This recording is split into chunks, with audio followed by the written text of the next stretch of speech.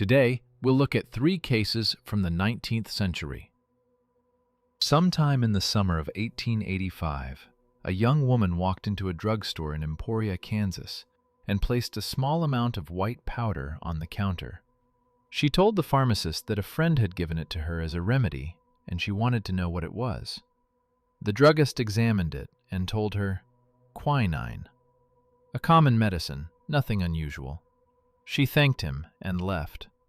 What the druggist didn't know, and had no reason to suspect, was that the powder wasn't what she said it was. She had purchased it herself in Cincinnati a few weeks earlier. She had asked for strychnine. The pharmacist there had made a mistake and given her quinine instead. She was checking whether the error had been corrected. It hadn't. Her name was Minnie Wallace. She was 16 years old. She had been married for less than a month. James Reeves Walkup had spent most of his adult life building things. He came from West Virginia, served in the Civil War, and afterward moved to Kansas, where he made money in coal, then farming, then railroad contracting, then grocery stores. By 1884, he was living in Emporia, a city of about 8,000 people, and had served on the city council long enough to be elected its president. When the elected mayor was out of town, Walkup served in his place. He was 48 years old. He had outlived 2 wives and had 3 grown children. In December of that year, Walkup traveled to New Orleans with a friend named Eben Baldwin. The official reason was the World's Industrial and Cotton Centennial Exposition, a World's Fair running through the winter. But New Orleans in that era was also known for its nightlife, and Walkup was not a man who avoided it. 2 physicians back in Emporia had treated him for gonorrhea over the years, and at his request had also treated women at local brothels. On the recommendation of a man they met in Baton Rouge, Walkup and Baldwin took rooms at a boarding house on Canal Street. It was run by a divorced woman named Elizabeth Wallace, who had 2 daughters. The daughters, Dora and Minnie Wallace, played piano and sang in the city's red light district, Storyville. Both were known for their appearance. A local judge named William T. Houston had previously tried to convince Mrs. Wallace to let Minnie come live with him and his wife, telling her the girl was too beautiful to stay in a boarding house. Mrs. Wallace had declined. On his first evening at the house, Walkup spent the night talking with 15-year-old Minnie and listening to her play the piano while Dora sang. The following morning, he went to Mrs. Wallace and said he wanted to marry her daughter. Mrs. Wallace laughed. She told him Minnie had many such admirers. Walkup did not accept this as a final answer. He returned to Emporia, but kept writing, first to Mrs. Wallace as she required, then directly to Minnie. He came back in April with his daughter Libby, stayed again at the boarding house, and spent the week in Minnie's company. He offered Mrs. Wallace $4,000 for her consent. She refused the money and told him the decision was Minnie's. He then made his case to Minnie directly. The offer was specific. He would buy her mother a house. He would give Dora's husband a job in one of his businesses. He would pay for the education of her cousin Willie. Each member of the Wallace family had a corresponding promise attached to the proposal. Minnie said maybe. In May, he came back again. This time she agreed, but on her own terms. She and her mother would first visit Emporia to see where she would be living. They came in July. Walkup wanted to marry immediately. Mrs. Wallace agreed, provided the ceremony take place in Cincinnati so her sister could attend. Since neither Walkup nor Minnie was a citizen of Ohio, the wedding was held across the river in Covington, Kentucky. They returned to Emporia shortly after. Walkup introduced his 16-year-old bride to the city. What Minnie had negotiated before she agreed to anything was security for everyone around her. Whether that mattered to what came next is a question the record leaves open. But it is worth noting that when the terms were settled, she said yes, and not before. Within weeks of arriving in Emporia, Minnie began making purchases that, taken individually, could each be explained away, but taken together, form a different kind of record. The first stop, as already noted, was the drugstore where she brought the white powder for analysis. She had tried to buy strychnine in Cincinnati. The pharmacist there had accidentally sold her quinine instead. She now knew the powder she had was useless. At a second drugstore in Emporia, she bought 8 grains of strychnine. Half a grain is enough to kill a person. She signed the poison register as required by law, but left the column for purpose of purchase blank. The pharmacist did not ask her to complete it. At a third drugstore, she tried again and was refused. The pharmacist would not sell her strychnine without a stated purpose. On a Sunday in mid-August, the day after her husband first fell ill and then recovered, she went to a fourth drugstore and purchased arsenic. This transaction required no special explanation. Arsenic was widely sold to women for cosmetic use, particularly for lightening the complexion. Minnie's complexion was, according to contemporary accounts, already quite pale. She stated the cosmetic purpose. The arsenic was sold without difficulty. It is worth understanding what these transactions actually required. Strychnine purchases were logged in a poison register.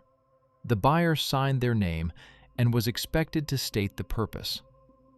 Arsenic was even easier to obtain. Any woman who named a cosmetic reason could walk out with it. There was no verification, no follow-up, no connection between one drugstore's records and another's. The purchases were spread across different stores, and no single pharmacist had the full picture. On Saturday, August 15th, Walkup returned from a trip to Topeka. That evening, he became ill. Nausea, diarrhea, and tightening in his leg muscles. His physician, Dr. Luther Jacobs, treated it as either indigestion or a possible case of cholera. By Sunday morning, Walkup had improved enough that the crisis seemed to have passed. Sunday afternoon, Minnie went out. Among other errands, she bought arsenic. On Tuesday, Walkup collapsed again. The symptoms were similar to Saturday's episode, but this time Dr. Jacobs noticed something that didn't fit the pattern of an ordinary illness. There was no fever. Infections produce fever. Whatever was happening to James Walkup, it did not behave like an infection. Jacobs treated him with morphine. By Thursday, Walkup had stabilized enough to eat canned oysters and drink soda water. Shortly after the meal, he began vomiting again. Minnie suggested the oysters were bad. On Saturday, August 22nd, exactly 1 month after his wedding, James Walkup died. Before Walkup died, Dr. Jacobs had reached a conclusion he couldn't yet prove. He suspected arsenic poisoning and wanted to test a urine sample. By the time he tried, Walkup's kidneys had failed. There was nothing to collect. Jacobs did what he could with what he had. He told Dwight Bill, Walkup's business partner, about his suspicions. Bill went to see Walkup. He told him that the doctor believed arsenic was involved, and that it was known Minnie had recently purchased some. According to the account that later emerged, Walkup, lying in his bed and dying, said he was ready to have his wife arrested. He did not survive long enough to act on it. Minnie was placed under house arrest the day he died. An inquest was opened. When news of Minnie's arrest reached New Orleans, Judge William T. Houston, the same judge who had years earlier tried to take Minnie into his own home, got on a train, and came to Emporia. He arrived before the formal structure of a defense had even been organized. He was not an attorney of record. He came as a supporter and announced himself as such.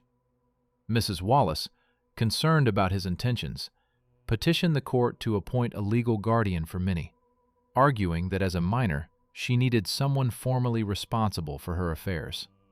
Houston pushed back. The marriage had made Minnie an emancipated minor, he said, and he was perfectly capable of handling things himself. The court disagreed. It appointed William J., 65 years old and a former mayor of Emporia, as Minnie's legal guardian. Houston left unhappy. He had not forgotten the Wallaces when he returned to New Orleans. Sometime after the trial, a newspaper published criticism of his public conduct toward the sisters, his open affection, his attendance at events with Dora, his journey to Kansas on Minnie's behalf. Houston's response to the article was to kill the man who wrote it. The record does not indicate he faced serious consequences for this. Jay, meanwhile, had become what one source describes as Minnie's most ardent supporter. He attended proceedings, involved himself in preparations, and made clear his belief in her innocence. The court had placed him in charge of protecting her interests. He would shortly become the most important witness in her defense. The pattern that had begun in December 1884, when a middle-aged man in a New Orleans boarding house decided on first sight that he would marry a 15-year-old girl, was continuing. The men around Minnie Wallace kept stepping forward. One traveled from New Orleans to manage her defense. One later killed a journalist over it. The defense strategy for Minnie's trial rested on a single claim. James Walkup had been poisoning himself for years. Witnesses, all of them from out of town, testified that Walkup had been taking arsenic regularly, both as treatment for a chronic illness and because he believed it worked as a male enhancement. One physician from Kansas City, Dr. Charles W. Scott, said Walkup had come to him in the fall of 1884 complaining of abdominal pain and had mentioned taking pills containing arsenic and opium. The implication behind the illness, left unspoken but clearly intended, was syphilis, a disease for which mercury and arsenic were both used as treatments in that era. Others testified to the same habit.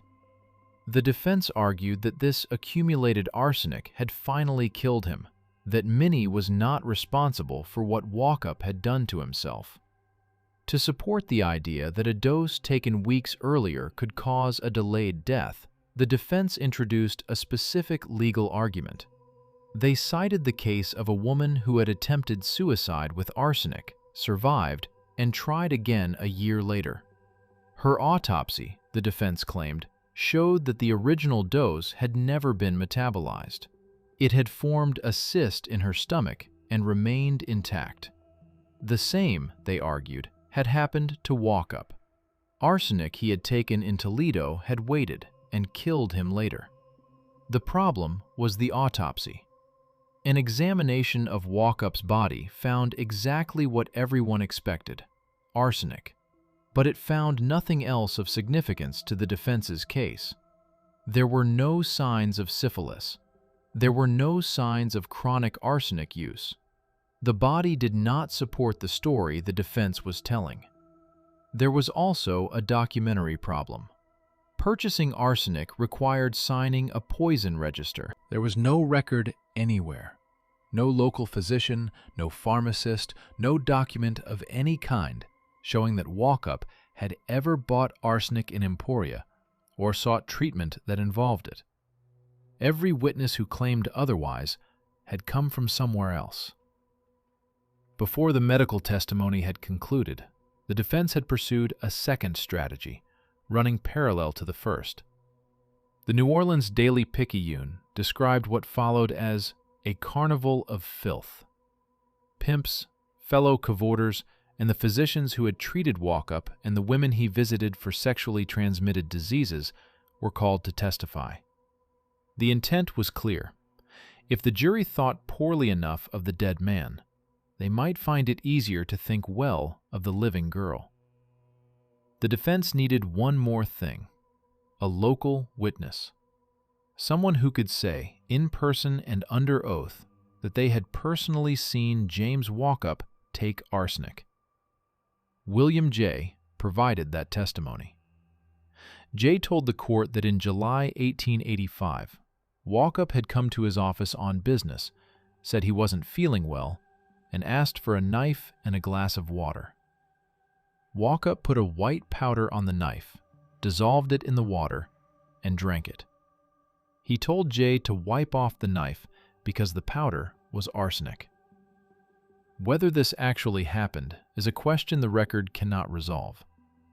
The source material characterizes Jay's testimony as almost certainly perjury. What is clear is that no one else corroborated it, and that Jay, the man the court had placed in charge of protecting Minnie's interests, was now the central witness standing between her and the gallows. The prosecution had medical evidence. The defense had a sworn statement from a man who had been charmed, an argument about a cyst, and a parade of witnesses imported to make the victim seem like someone whose death required less explanation. The trial drew 300 people to the largest courtroom in Emporia. The witness stand had been placed on a raised platform so the audience could see whoever was testifying. Up to 2/3 of the spectators at any given session were women. Newspapers across the country covered the proceedings, and most of them were careful not to rush to judgment against the 16-year-old defendant. After the closing arguments, the jury withdrew. They did not return quickly. 52 hours later, they came back with a verdict: not guilty. One of the jurors explained his reasoning afterward. He said that if he had voted to convict that little girl, her face would have haunted him to his dying day. He did not say she was innocent. He said her face would have haunted him. After the acquittal, there was talk of Minnie going into show business. Nothing came of it.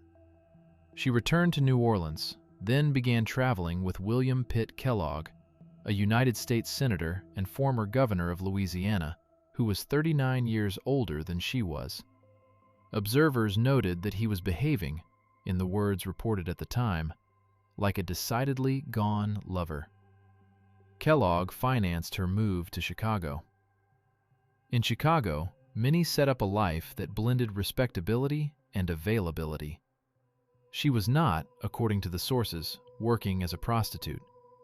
She kept a separate room where she received men in what was described as a salon arrangement. She moved in circles that included well-known courtesans. When her money was running low, she met John Burden Ketchum, wealthy, married, and considerably older. His wife eventually divorced him. Ketchum moved into Minnie's house. The source that documents this period describes him as being kept there as a virtual prisoner, though the specifics of what that meant in practice are not recorded. By 1897, Ketchum was dying of alcoholism. Minnie brought him to Wisconsin, where they were married in a private ceremony. On November 1st, he signed a will leaving everything to her. 12 days later, he was dead. Because of Minnie's history, an autopsy was performed specifically looking for poison. None was found. The cause of death was listed as acute alcoholism. The Ketchum family challenged both the will and the validity of the marriage. They lost. Minnie inherited $250,000, the same amount she had received from Walkup. The relationship with Delancey Horton Louderback began around 1900. He was 20 years her senior and still married when they started traveling together. After his wife died, the circumstances of which are not recorded, Louderback updated his will to leave Minnie a quarter of his estate. Louderback died of cyanide poisoning in Chicago. The official cause of death was listed as an overdose of cyanamide taken medicinally. There is no recognized medicinal use for cyanamide. The death was either suicide or something else. At the time of his death, Minnie was in Europe. Theories exist that she or someone acting for her had tampered with his food or medicine before she left, but nothing was ever established. 3 men, 3 deaths, 3 formal findings that went no further. Minnie Wallace died on January 27, 1957, in San Diego, California. She was 88 years old. She had been living under the name Estelle Minnie Keating. By then, the trial of 1885 was 72 years in the past. The courthouse in Emporia, where a jury spent 52 hours deciding her fate, had long since been replaced. James Walkup, William J., Judge Houston, Senator Kellogg, all of them had died decades before her. John Ketchum had been dead for 60 years. Delancey Louderback for roughly the same.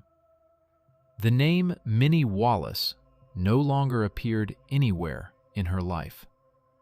Whether anyone in San Diego knew who she had been is not recorded.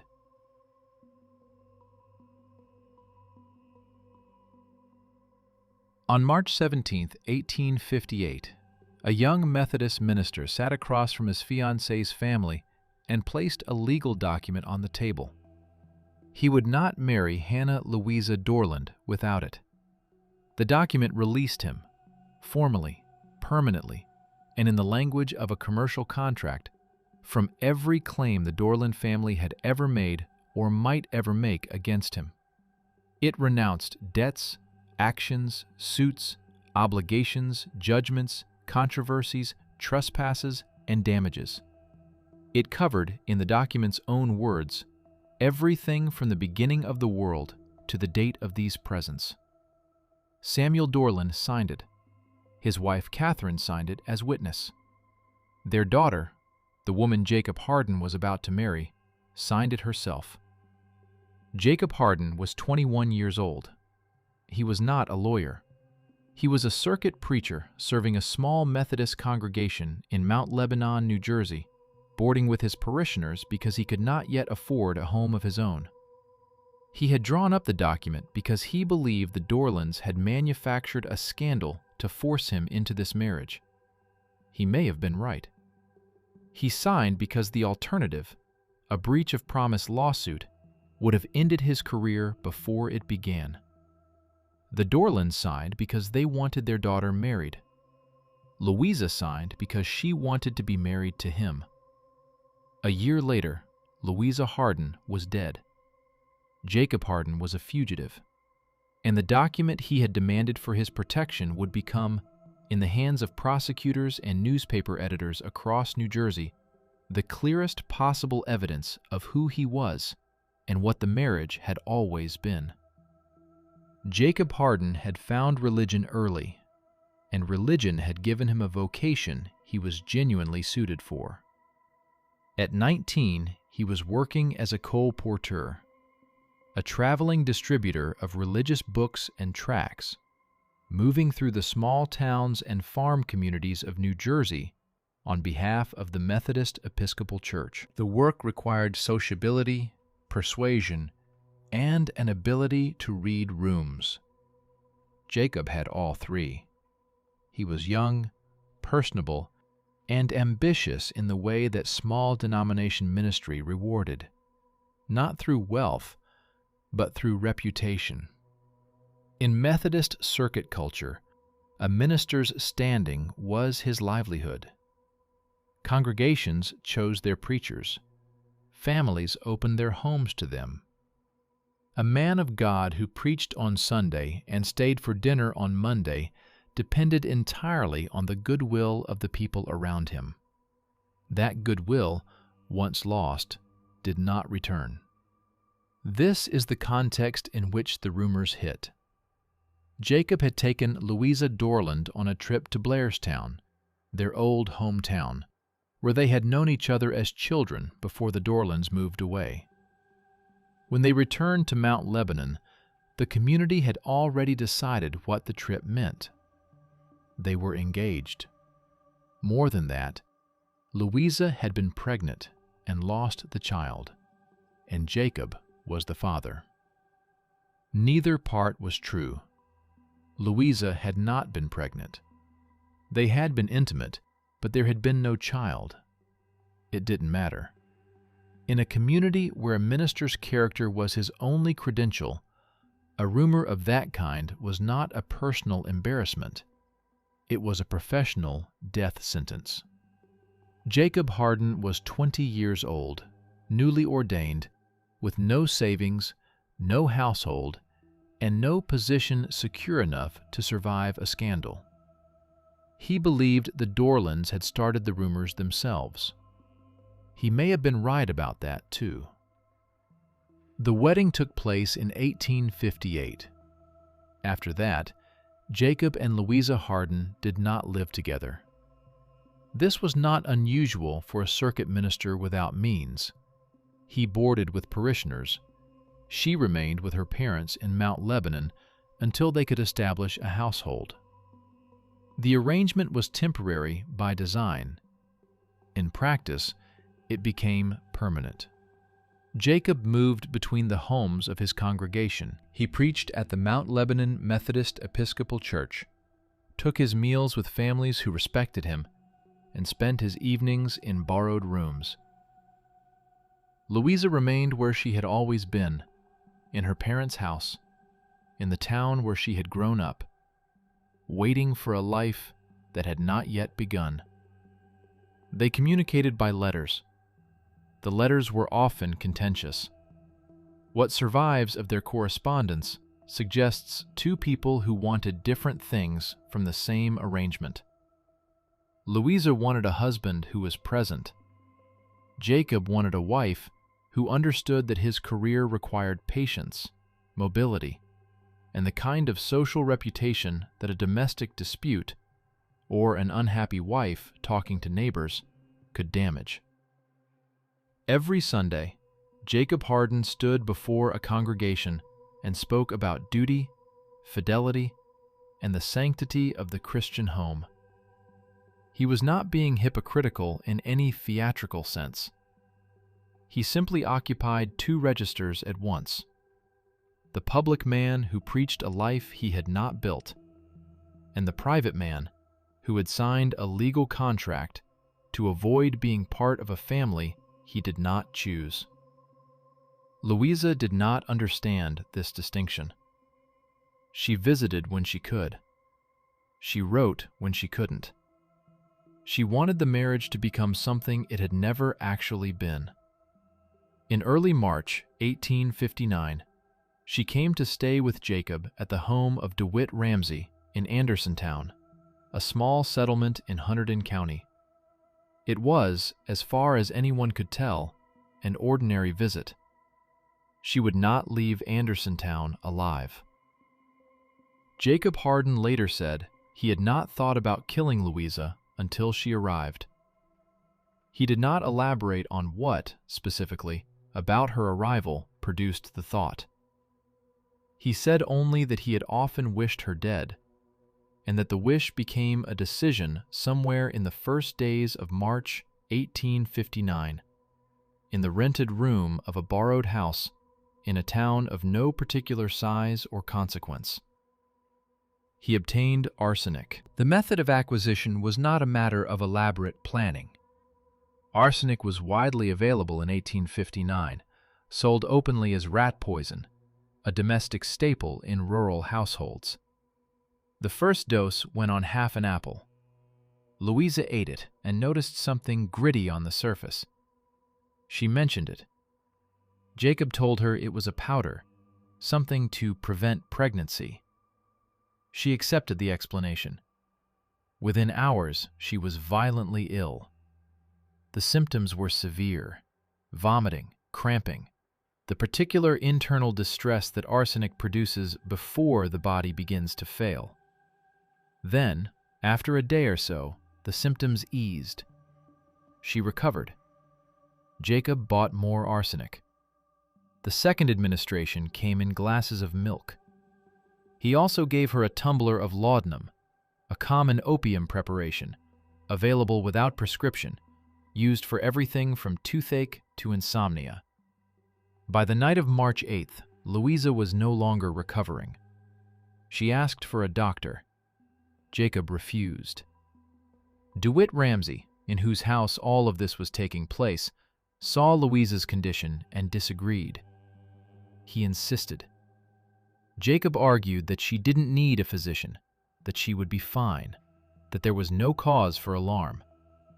Ramsey held his ground. The doctor arrived too late. Louisa Harden died on the morning of March 9th, 1859. She was buried quickly.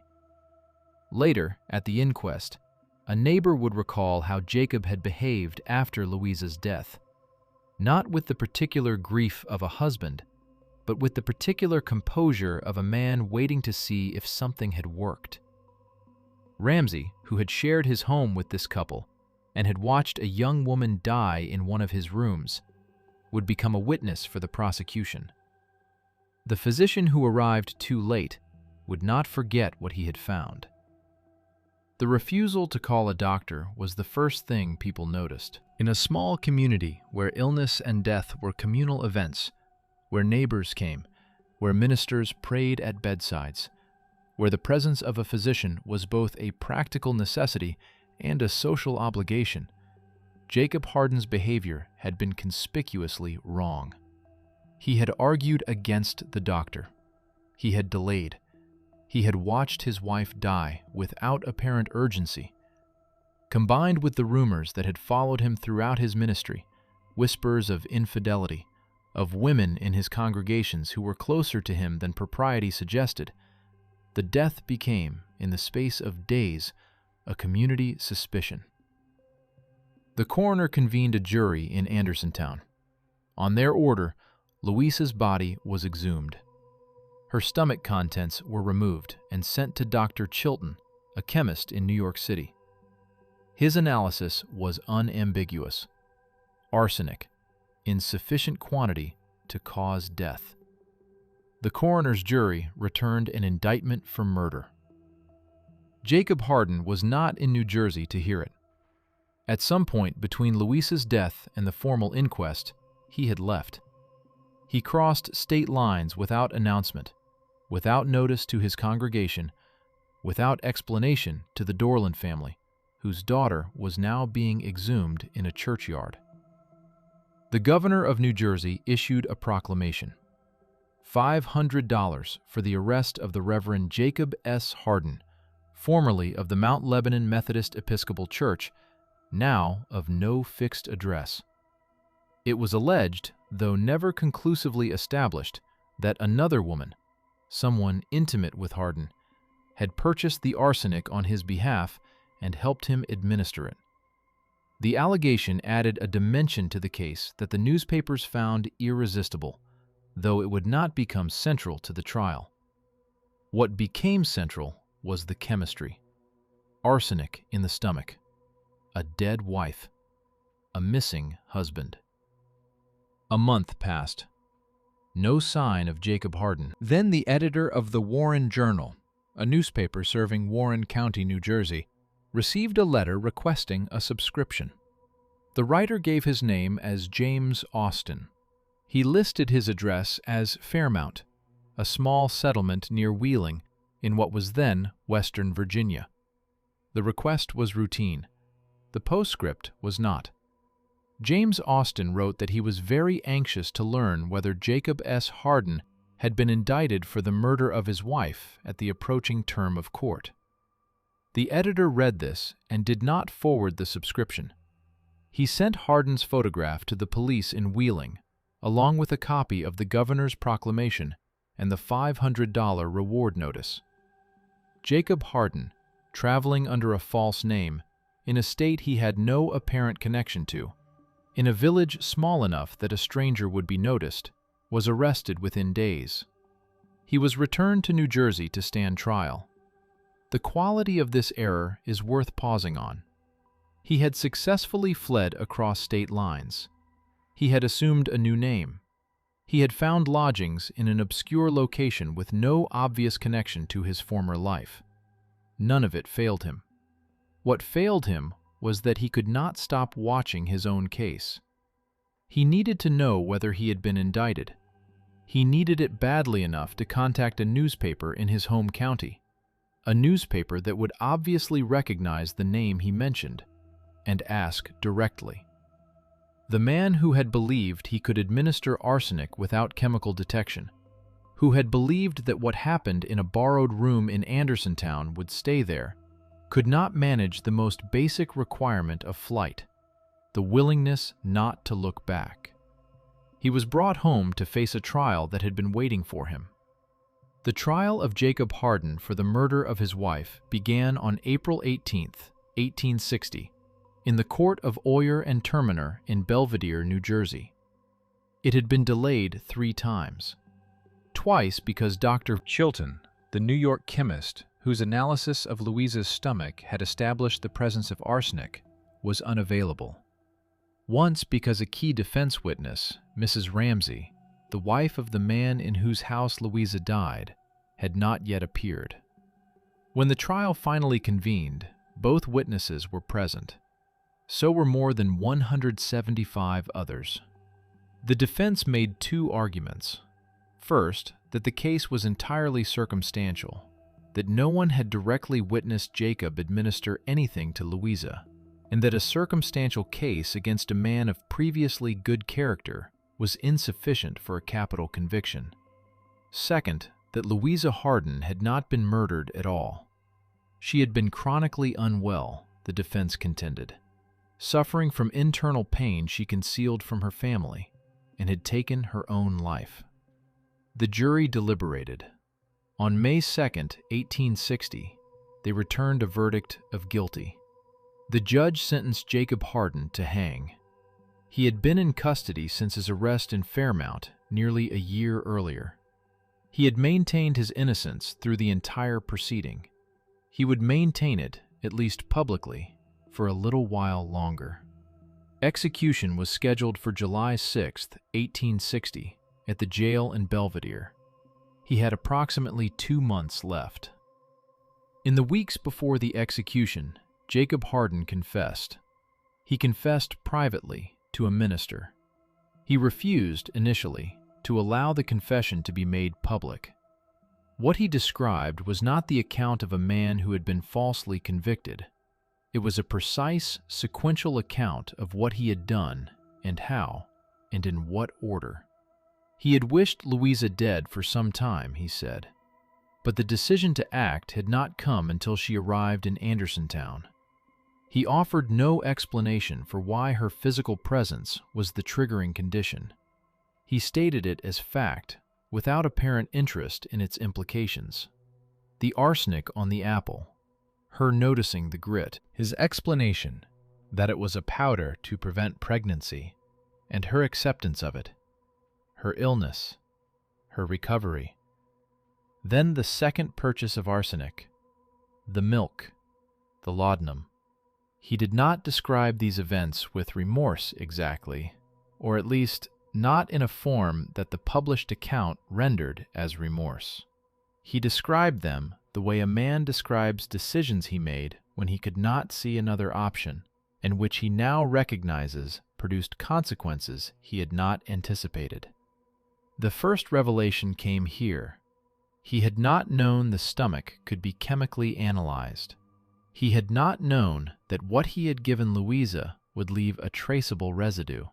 He had believed, apparently, that poison simply disappeared, that the body absorbed it, or expelled it, or in some way consumed the evidence of its own destruction. The second revelation followed directly from the first. He had not known that poisoning was considered murder. He had not known that it carried the death penalty. He was a Methodist minister who had read the Bible since childhood, who had preached on sin and consequence for the better part of 3 years, who had demanded a legal contract before entering a marriage, and he had not known that killing his wife with arsenic would be classified as a capital crime. Whether this was true, and what it meant if it was, the confession did not address. It closed with a single sentence of moral instruction directed at no one in particular. Warn the youth of temptation, etc. On July 6, 1860, several hundred people came to Belvidere, New Jersey. They came to watch Jacob Harden hang. The sheriff had anticipated the crowd. The execution was declared private. 150 tickets were issued to selected witnesses. The hanging would take place inside the walls of the jail yard, out of public view. Everyone else would wait outside. The crowd gathered anyway. When the trap was sprung, a witness at the wall relayed the news outward. The crowd outside the prison. Men and women who had traveled to Belvidere on a July morning for exactly this purpose received the news and cheered. Jacob Harden was 23 years old. Louisa Harden had been 22 when she died. After the execution, the confession was published. A Hackettstown printer named E. Winton produced it as a pamphlet under the title Life, Confession, and Letters of Courtship of Reverend Jacob S. Harden of the M.E. Church, Mount Lebanon, Hunterdon County, New Jersey. It included the letters. It included the legal release document. It included the full text of the confession. It sold. Jacob Harden had spent the last 2 years of his life trying to remain obscure. A false name, a distant address, a private confession he initially refused to release. The case had made him famous anyway. The pamphlet ensured he would remain so for at least a season, passed between households, discussed over dinner, read aloud in parlors throughout New Jersey. The man who had demanded a legal document to protect his reputation ended his story as a publication. The woman who had signed that document, who had released him from all claims, from the beginning of the world to the date of these presents, had no pamphlet, no letters in print, no last sentence directed at the youth. Her name was Hannah Louisa Harden. She had been his wife for less than a year.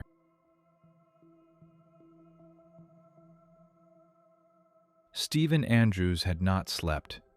It was a condition he knew well enough by then.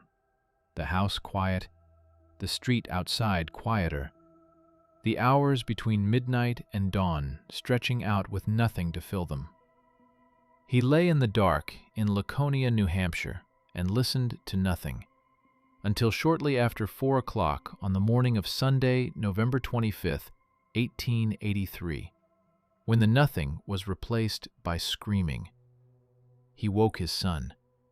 They dressed and went outside. The screams were coming from the house across the street, the home of James and Rosa Ruddy, a couple they knew, as neighbors know each other in a small New England city. Well enough to nod to, well enough to notice when something was wrong. What was wrong now was immediately visible. A woman lay on the ground beneath the front window of the Ruddy house. The glass above her was shattered outward. Shards of it lay around her in the dark. Andrews knelt beside her. She was bleeding heavily, and the wounds were not from the glass. Her hand was nearly severed at the wrist. There were cuts across her body that no broken window could account for. She said, "I am all cut to pieces. Take me somewhere." They carried her to the house next door, to a neighbor named Mrs. Charles Philgate, and left her in the warmth. Then Andrews went back. He telephoned the police. He telephoned the fire department. By then, smoke was rising from the Ruddy house, and he and the neighbors who had begun to gather went inside to find the source. The fire was not large. They put it out quickly. What they found beneath a partially burned feather bed stopped them where they stood. two forms: a man, and beside him, someone small.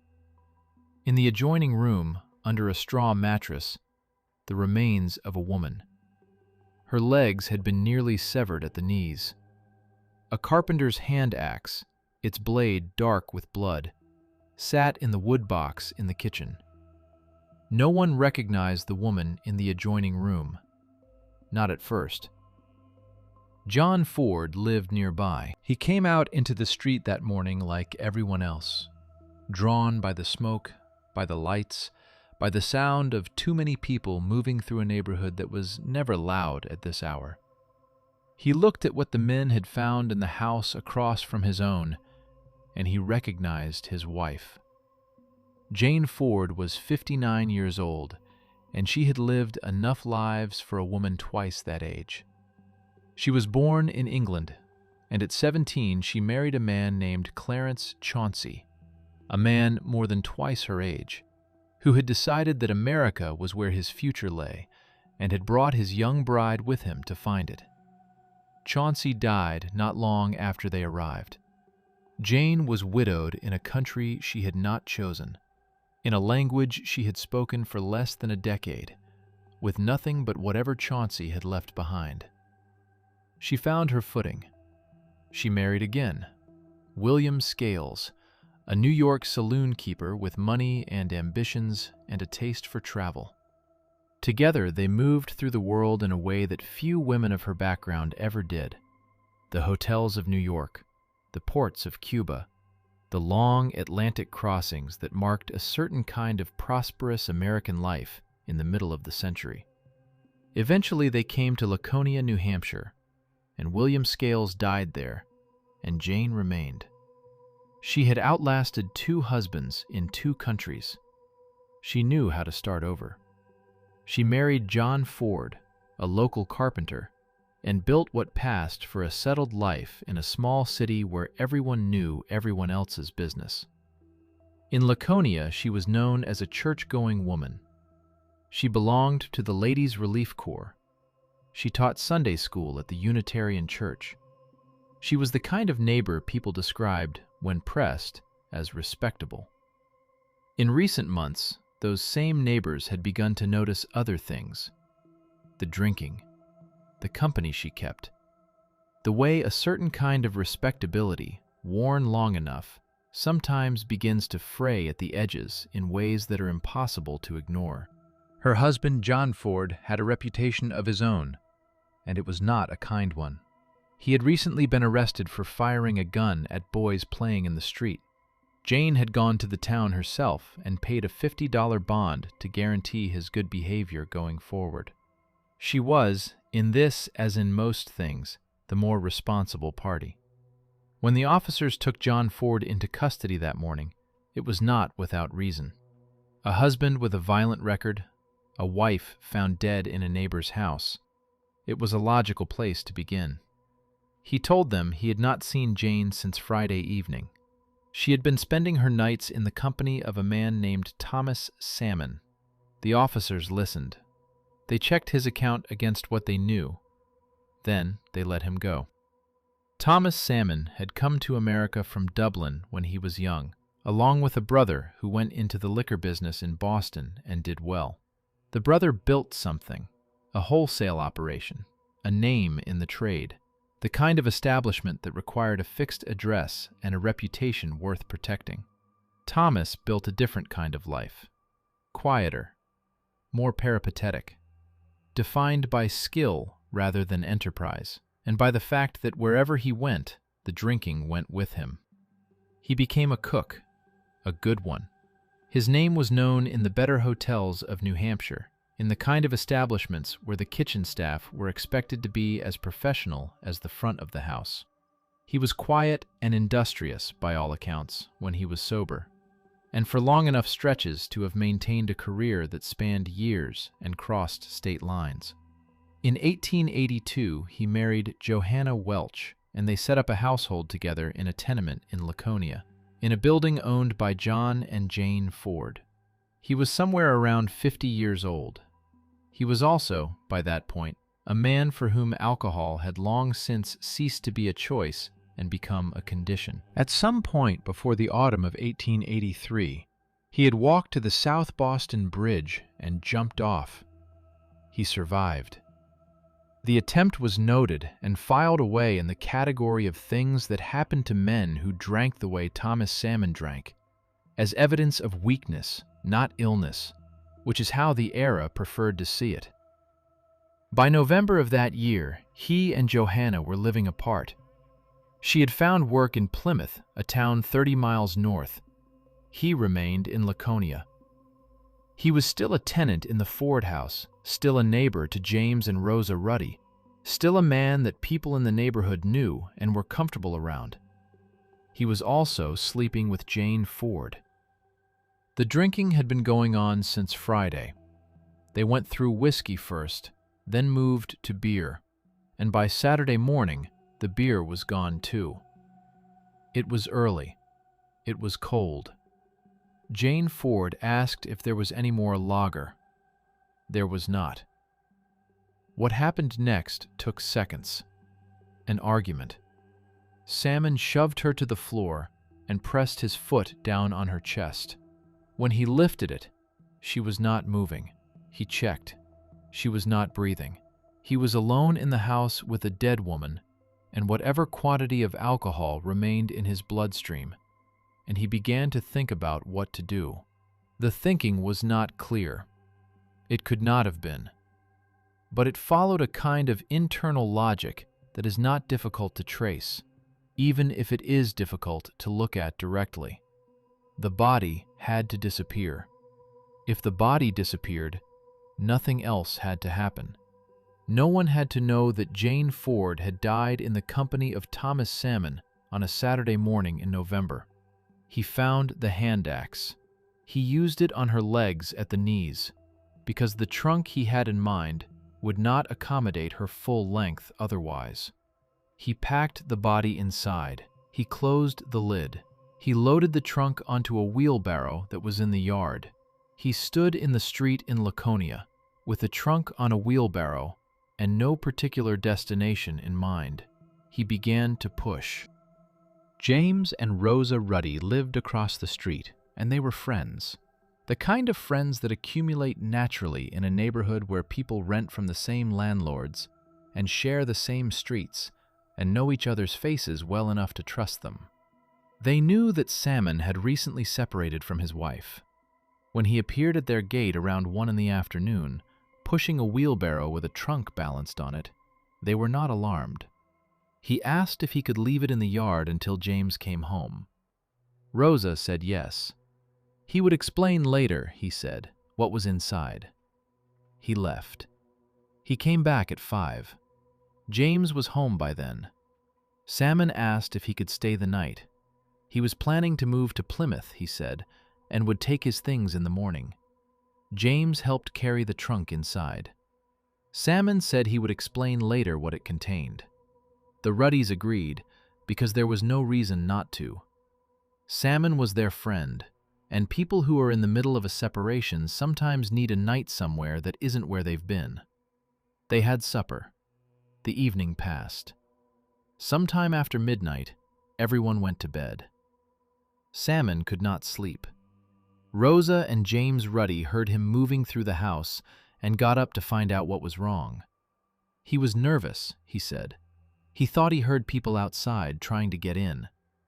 It was the kind of anxiety that can look, from a certain distance, like ordinary sleeplessness. A man unsettled by a difficult month, by a marriage that had come apart, by the particular silence of a house that wasn't his. They talked with him for a while. Rosa, satisfied that he was simply unsettled, went back to bed and left the two men to sit together in the quiet. She was nearly asleep when she heard the sound from the kitchen. A heavy, dull impact. She lay still for a moment. The sound could have been anything, a chair, a dropped cup, and then she got up. James Ruddy was in his chair at the kitchen table. His head had fallen back over the top of it.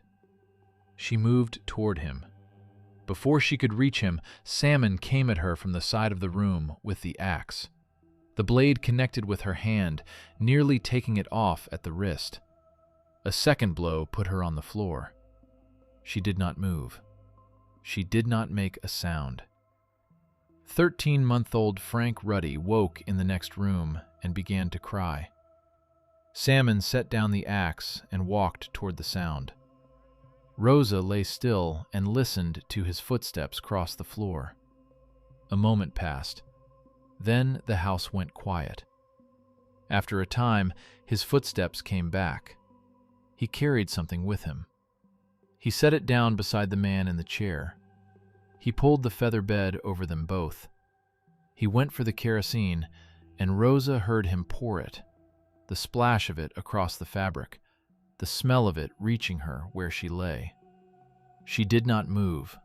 She did not breathe more than she had to. When the match caught and the feather bed went up, she ran. She crossed the room and went through the front window without stopping, through the glass, through the frame, and out into the freezing air, landing on the ground beneath, bleeding into the dark. Salmon left Laconia on foot before dawn. He had no money for the train. Plymouth was 30 miles north, and that was where his wife worked, and that was where he walked toward, through the November cold, with the conviction that behind him the Ruddy house was burning to the ground. He was certain of this. The feather bed had caught.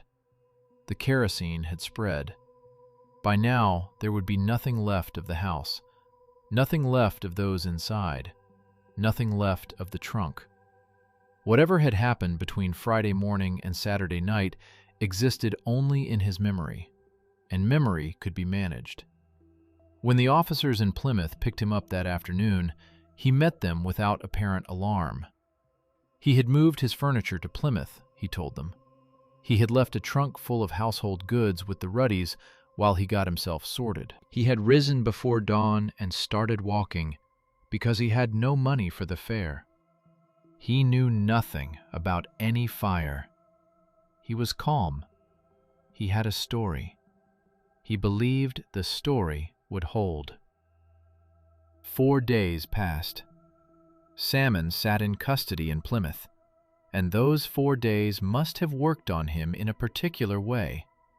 The quiet accumulation of confidence that comes when nothing happens. No new charges. No contradiction of his account. Just time passing, the way time does when a plan appears to be working. On Thursday, November 28th, 1883, Thanksgiving Day, Thomas Salmon learned that the Ruddy house had not burned down. The walls had stood. The fire had been contained by the neighbors before it could take hold. The bodies had been found.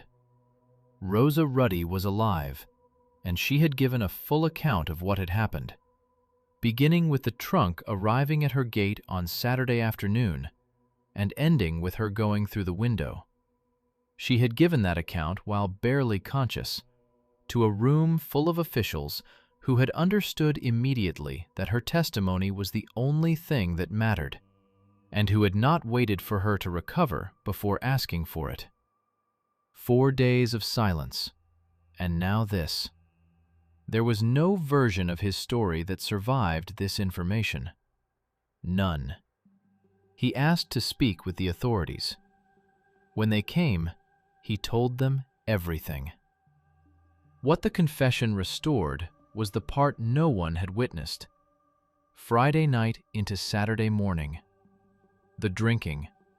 The argument over lager that had run out. The floor and the foot on Jane Ford's chest, and the stillness that followed. The recognition that she was dead. The minutes, or perhaps longer, of standing in a room with a body and no plan.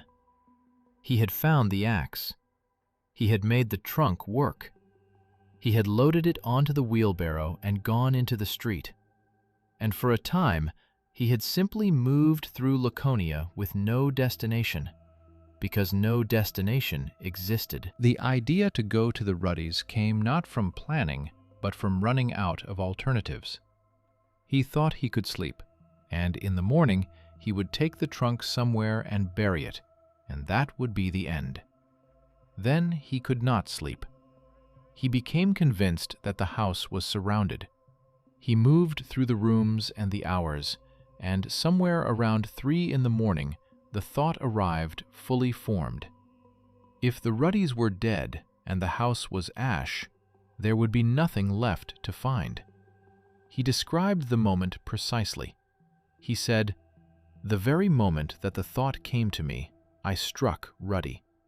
Not before, not after deliberation, in the same instant."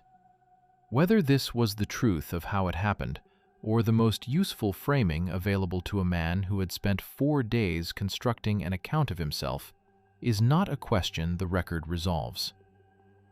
The courtroom in Laconia was full on March 31, 1884. Outside, the street held another 500 people who could not get in. It was, under the circumstances, a striking scene, and the proceedings inside were stranger still. Salmon's court-appointed attorneys had a problem that no amount of legal experience had prepared them for. Their client had decided to plead guilty to murder in the first degree, and was not interested in being talked out of it. He sat through their arguments, listened to their concerns about procedure and due process, and declined to change his mind. The attorneys told the judge plainly that it was nearly impossible to defend a man who would not allow it. Before the court would accept the plea, 2 physicians were brought in to settle the question of sanity: Dr. J.P. Bancroft of Concord and Dr. George F. Jelly of Cambridge, Massachusetts. They examined Salmon's current condition, reviewed his history, studied his family background, and considered the suicide attempt off the South Boston Bridge. Their conclusion was that there was no evidence of mental illness, past or present. The attempt at the bridge, they said, was consistent with the kind of life Salmon had been living, a natural consequence of his habits, rather than evidence of a diseased mind. He was sane. He was competent. He had known what he was doing. The era did not have a gentler framework for what Thomas Salmon was. It had sobriety and its absence, virtue and its failure, and a bridge in South Boston that a man had once jumped off and survived. The guilty plea was accepted. The sentence was death by hanging, to be carried out on April 17, 1885. When the sentence was read aloud, Johanna Salmon rose from her seat and threw her arms around her husband and began to cry. He held her. Then he said, "It is all right. My sentence is just. I will go to the gallows like a man." He did not sleep much the night before. He was up past midnight. Coffee, cigars. The last hours of an ordinary night stretched out as long as they would go. In the morning he did not eat. Fathers Barry and Henry came and administered last rites. Then the guards came, and he walked with them to the gallows. He did not falter. The newspaper that covered the execution noted that Thomas Salmon maintained his composure to the end and met his fate without flinching. It was the kind of detail that reporters of the era found worth recording. A man who had killed 4 people dying without making a scene. What happened to Rosa Ruddy after that morning in November is not part of the record. She gave her testimony and then passed out of the documented history of this case. Whether she stayed in Laconia or left, whether she rebuilt something or could not, the newspapers do not say. Johanna Salmon, who had separated from her husband and found work in another town, and then stood in a crowded courtroom and wept when she heard his sentence. She disappears from the record too. John Ford, who came out into his street on a Sunday morning and walked toward the smoke and found his wife's remains in a neighbor's room. The man who had paid no bond of his own, whose debts Jane had always settled, the record is silent on what followed for him. The trunk, which had traveled from Jane Ford's last morning to a wheelbarrow, to a friend's house, to the center of a triple murder, is not mentioned again after the confession. The Ruddy house stood.